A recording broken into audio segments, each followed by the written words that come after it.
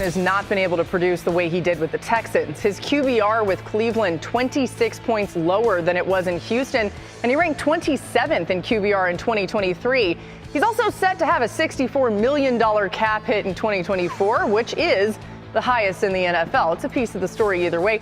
Dan, what do you make of the quarterback situation in Cleveland right now?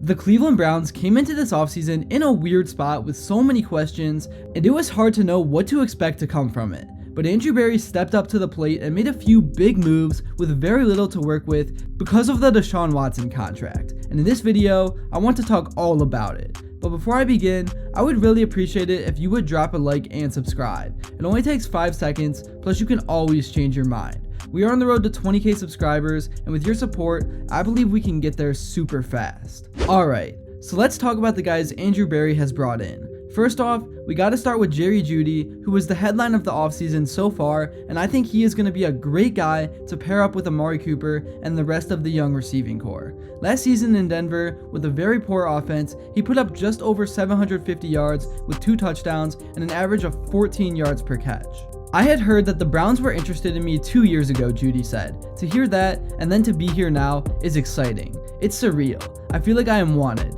and the team has really made me feel welcome. The Browns already had a great receiving core with guys like Amari Cooper and Elijah Moore, and I think I will fit in with them. Amari is actually a guy I've been modeling my game after since I was young, and we became friends while I was at Bama. I am excited to see what the future holds. The Browns also made a bunch of interesting moves at the QB position. Firstly, they brought in Jameis Winston as a backup. He's well known as a locker room guy, and there are countless funny clips of this guy. People really do underestimate how important good vibes are throughout a team, and I think he is the perfect player for it. And playing behind Watson, there's always going to be a chance to get on the field with what we have seen the last 3 years. But Winston isn't the only QB that was brought in for the backup position. They also signed Pro Bowler Tyler Huntley, who I think is going to end up getting the number 2 spot. I think the Browns have really shown how important depth is, especially last season.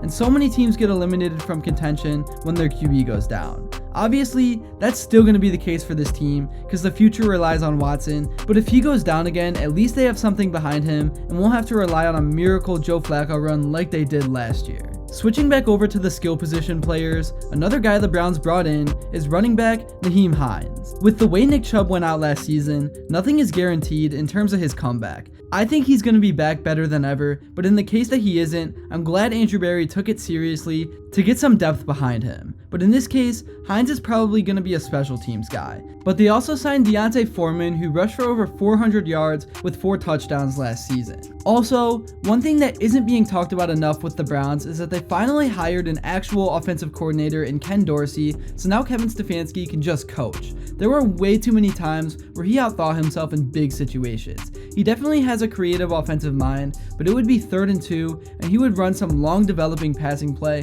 when Kareem Hunt would be on a roll. That's exactly how they lost the Seattle game. So I'm glad they have a guy that can go up in the box and just focus on calling the plays. So overall, on offense, the Browns have added 9 players and 2 specialists. They have signed 2 offensive linemen, 2 quarterbacks, 2 running backs, 2 wide receivers, and a tight end / fullback. To date, the Browns have lost 9 players to free agency. With the NFL draft just over 2 weeks away, the Browns will look to add depth. Currently, the Browns have 5 scheduled draft picks, with 1 in the 2nd round, 3rd round, 5th round, 6th round, and 7th round. Defensively, the defensive line has received the most attention as the Browns have re-signed 3 players, 2 interior defensive linemen, and an edge rusher. In addition, they added an unrestricted free agent defensive tackle. They also signed 2 linebackers as free agents as well.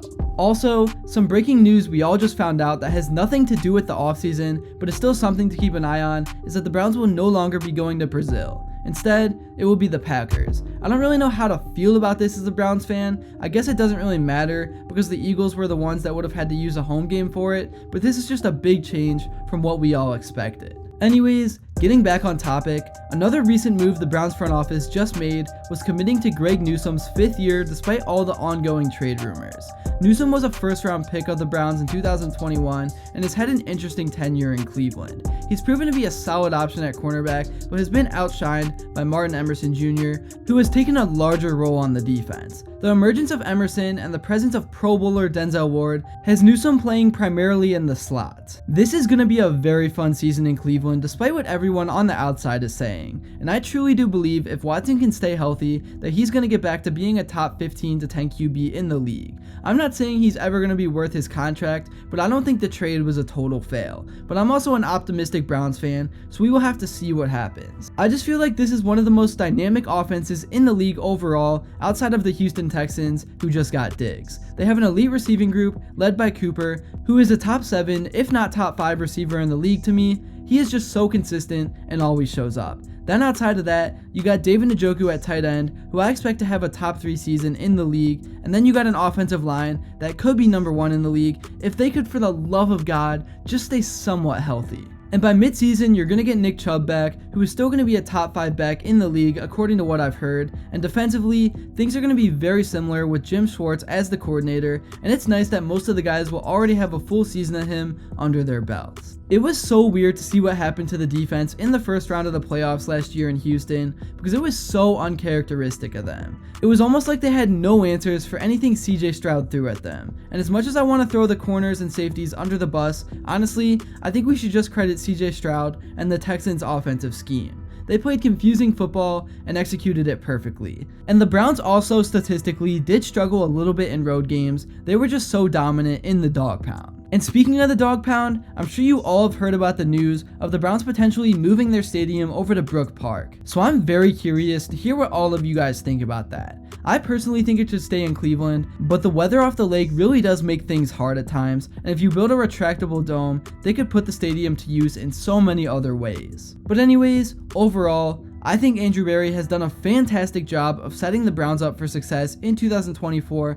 with the little he had to work with. And with the draft coming up, they're going to look to add some depth in certain areas of the field, so let me know which prospects you have your eye on that you think the Browns should pick. It kind of sucks this team won't have a first round pick for a minute, but that's what happens when you make a trade as big as they did. And like I've said over and over again, Watson literally has to step up this season or else the franchise is screwed. And it's kind of a gut punch to see what Baker Mayfield is doing over in Tampa Bay. But it is what it is, and we all got to move on from it and focus on what we currently have. Thank you all so much if you made it to this point in the video. If you enjoyed and haven't yet, make sure to drop a like and subscribe because your support truly means the world. And one more thing, let me know what you would like to see next. And until then, I will see you all later.